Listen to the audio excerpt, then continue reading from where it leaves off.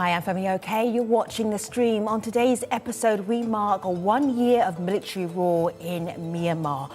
On February the 1st, 2021, the army seized control, claiming that the election won by the National League for Democracy was fraudulent. Ali Phao, a journalist, was in Myanmar a year ago today. The day of the coup began for me with a lot of confusion. I was mostly trying to find out what had actually happened, trying to find out who had been detained. And very early on in the day, the internet and the phone signal was cut off, and that confusion started to be replaced by fear of who had been detained, what was coming next. And looking back on it a year later, it's just incredibly depressing. Myanmar still had a lot of issues, but so much progress disappeared in the blink of an eye. And these politicians, these activists, people that I know personally, are still in prison. There's still, many of my friends are still in hiding. The people are still missing. We don't even know where they are, and the situation is still dire. Is there a path back to democracy for Myanmar? Joining us, we have Wayne In, Thin and Thinzar Shunli. Thank you so much for being with us today. I know you're going to help us unpack what had happened in the past year, what needs to happen in the next year. Wayne In, please remind our audience who you are. Welcome back to The Stream. Thank you, Femi. I'm Wayne In, and I'm a human rights activist. I've been working on Burma for many years, so last year in particular was very depressing for us. We always appreciate your reporting, Thin. Please remind our audience who you are. Welcome back to The Stream. Thanks very much, Femi. My name is Thin. I am a Burmese journalist living in Europe. I cover Burma, but I'm also the co-founder of a storytelling project called The Kite Tales in Myanmar. Good to have you. And Thinzar Shunli, welcome back to The Stream. It's really good to have you back with us. Please remind our audience who you are and what you do. Hi, everyone. Thanks for having me here. This is Thinzar Shunli. I'm the advocacy coordinator for a grassroots civil society coalition called Action Committee for Democracy Development. Thank you very much, all of you, for being on our show today. And if you are watching on YouTube, you can be in our comments section. Those comments can be wrapped into today's discussion. Put them right here, and I will do my best to get them into the programme. Oh my goodness, we remember those protesters, those brave protesters from a year ago. How will people who are in Myanmar, Thin, mark this 1 year anniversary?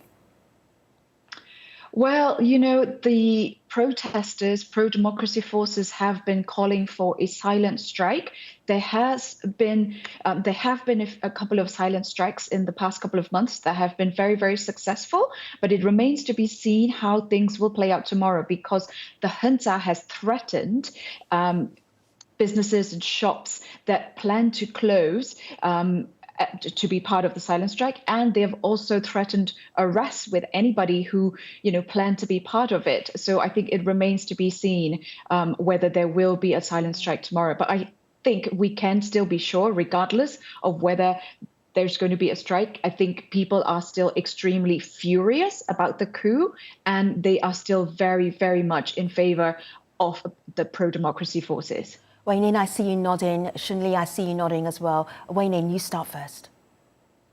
Yes, this is a pattern by the military now. I mean, since last year, they've been threatening people not to go out on the street to protest. They even told on the state media that they would shoot and kill people if they go out to protest. But, two things I want to say is it's been a year under the military coup, a military dictatorship.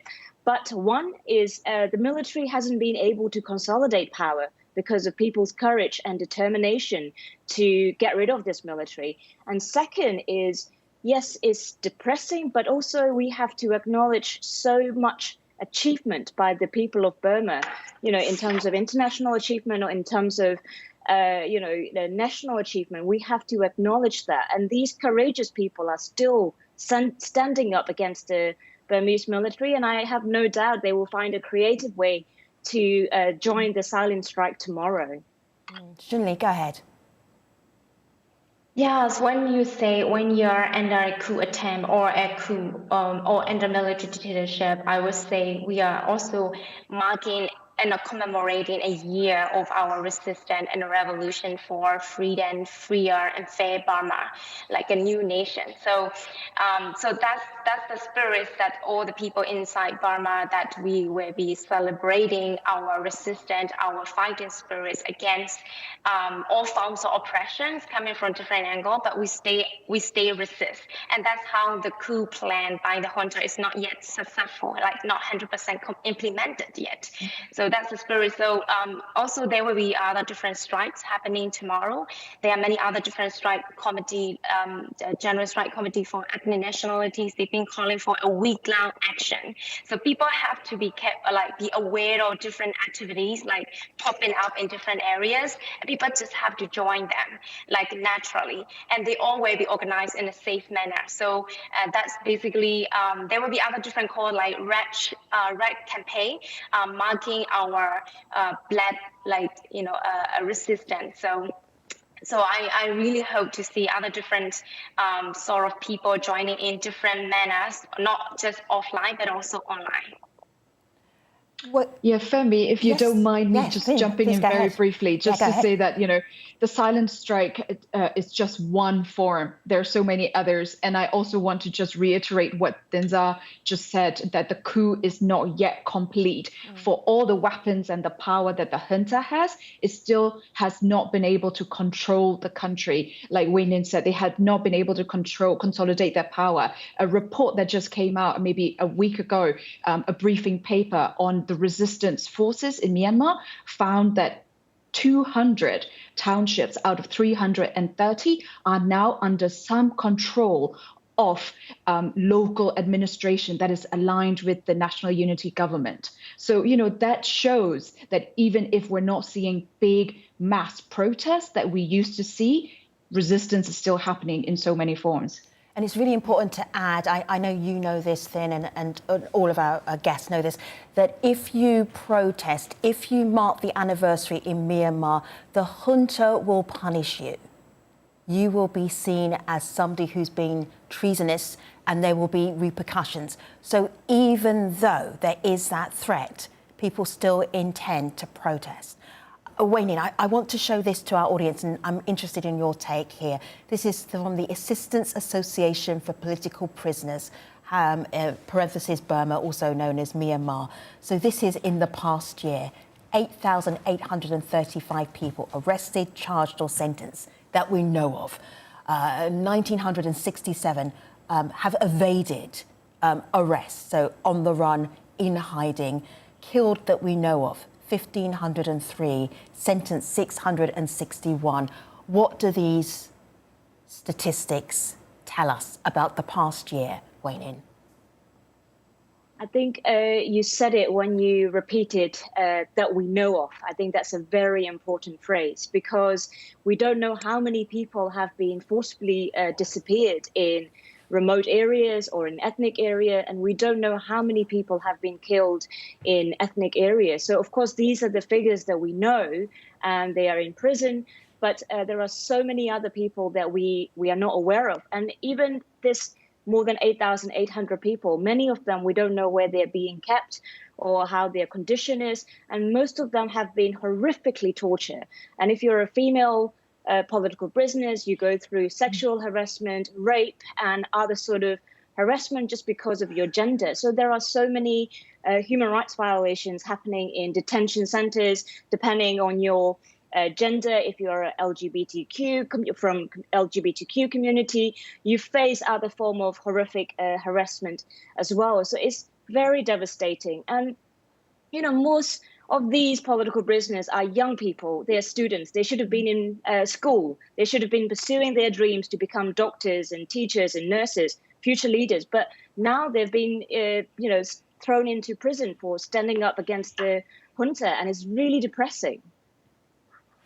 So yeah, in that point, I just want to add, this number 8,000 it's not yet an updated one. It's more than 10,000 now within a year. And just to take notes of it, we already have around 500 political prisoners before the coup, and now we have more and more. Like, we could see the increased number of political prisoners since the last whole year.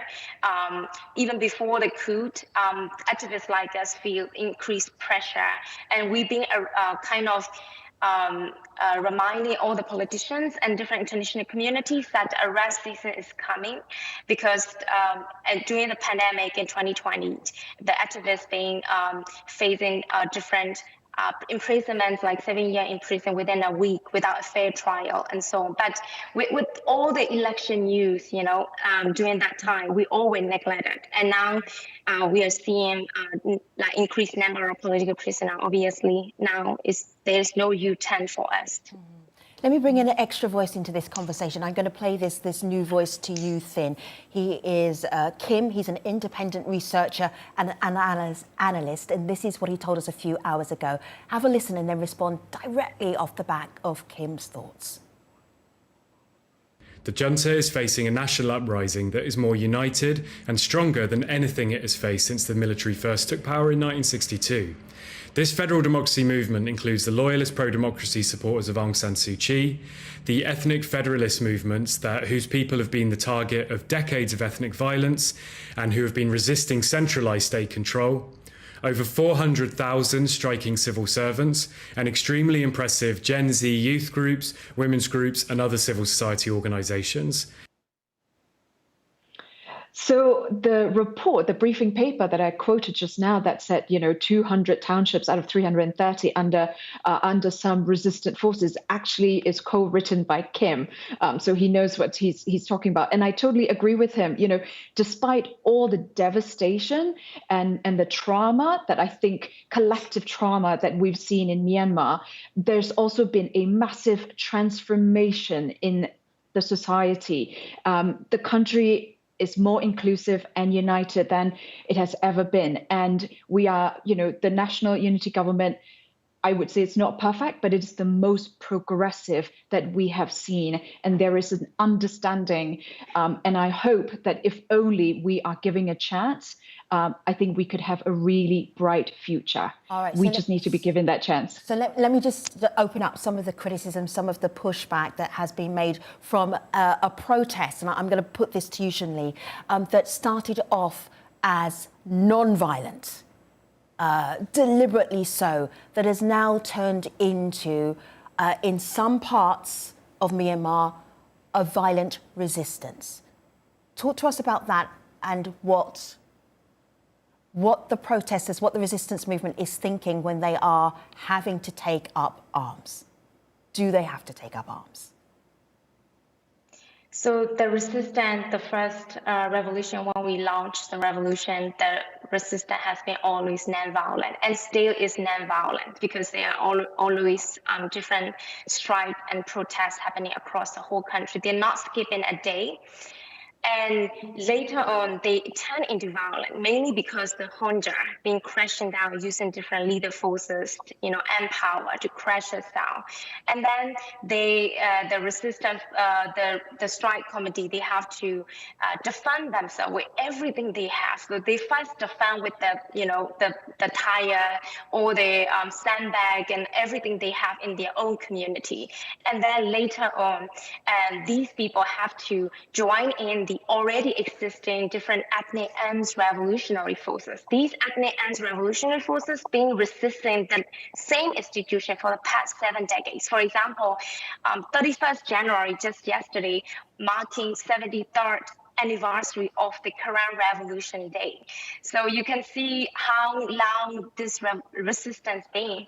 So these protests happening almost every day in Myanmar stay non-violent. So they are still striking, but they have that creative way of striking. For example, like they just appear in somewhere for like 15 minutes and then they just disappear. It's like a flash strikes kind of thing.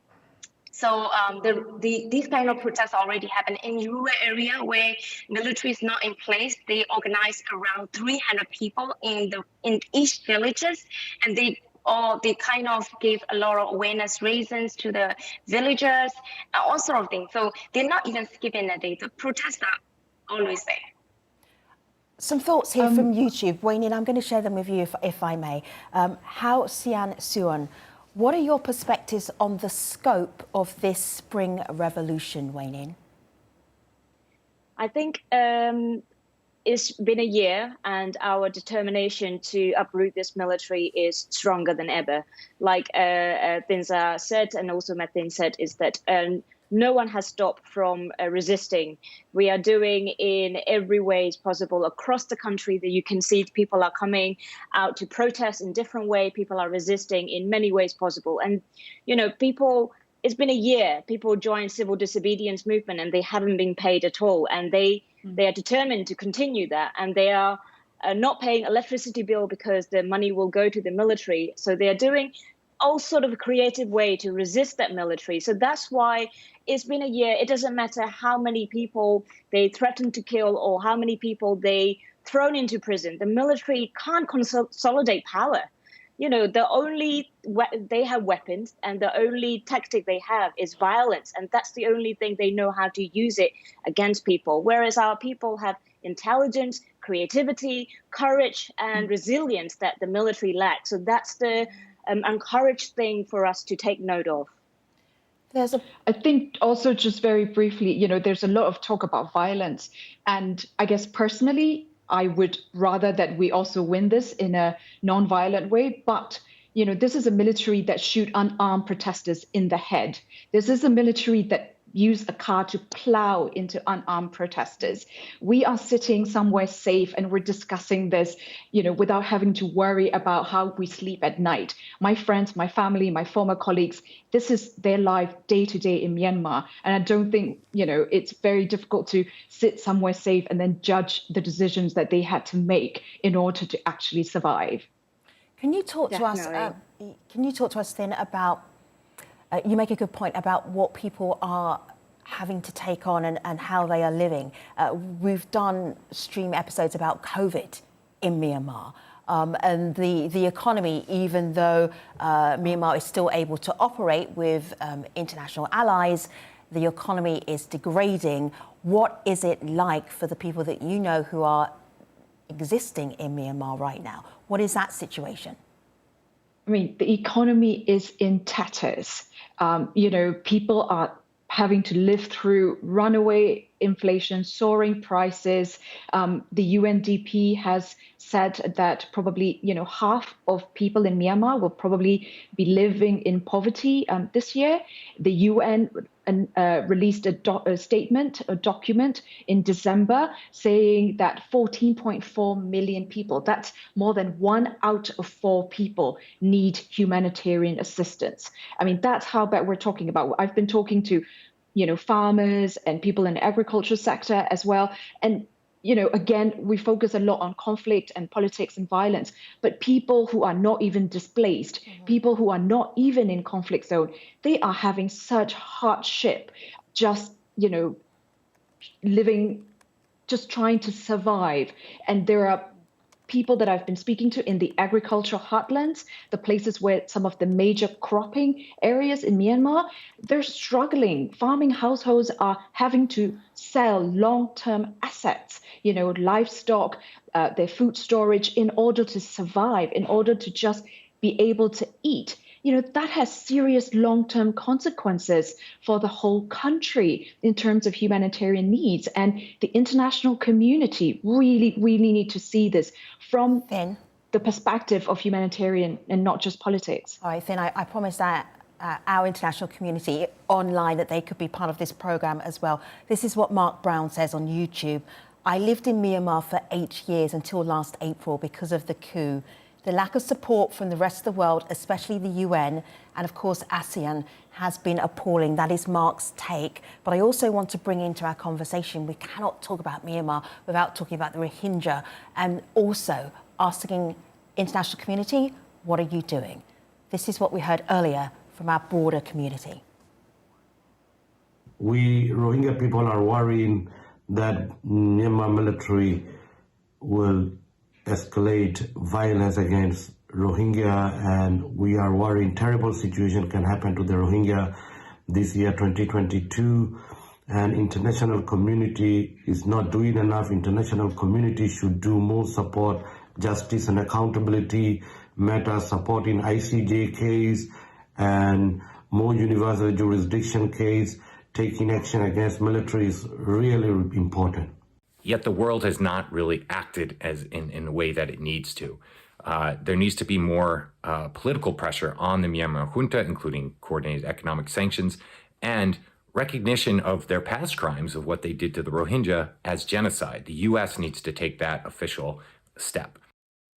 There has been some response from the international community, i.e. big corporations coming out of Myanmar. Chun-Li, tell us about that. Is it enough? Is it the start of something more?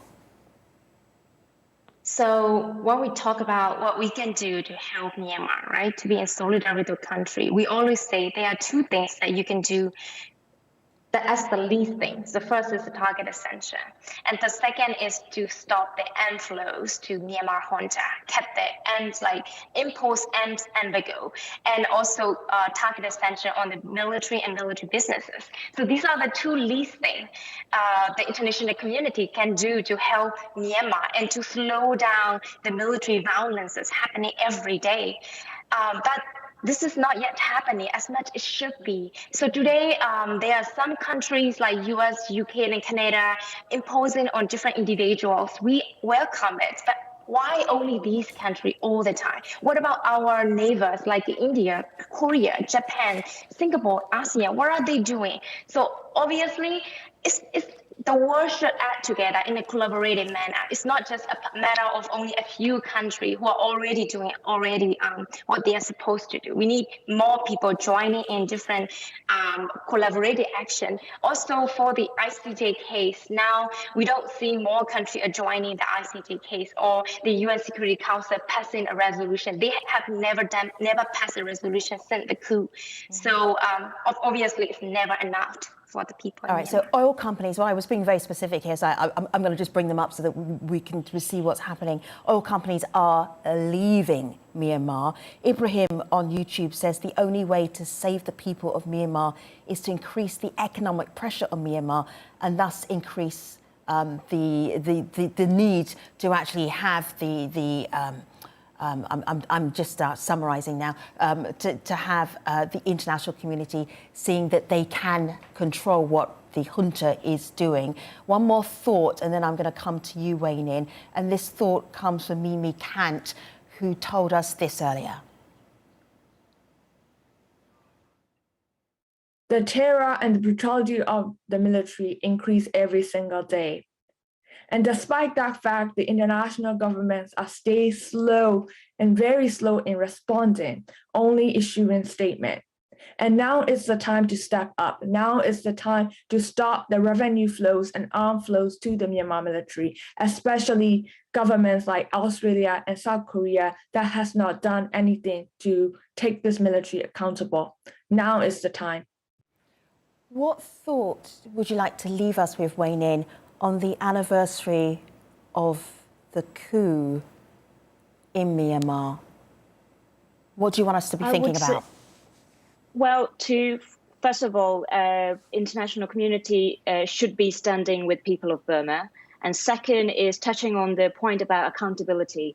The Burmese military has been committing these atrocities against ethnic nationalities in my country for many, many decades. There is no accountability, there is no justice. So that created a sense of impunity for the military. Mm-hmm. And genocide of the Rohingya happened, no accountability whatsoever. So now this is the time for the international community to step up and hold the military accountable for all the atrocities they have committed. Mm-hmm. Otherwise, this cycle of impunity will continue and Burmese people will continue to suffer. So that's what I want to mention.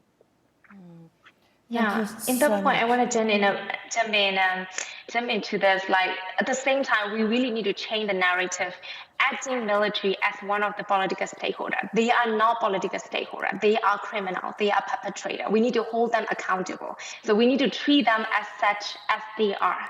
So this is another message from me.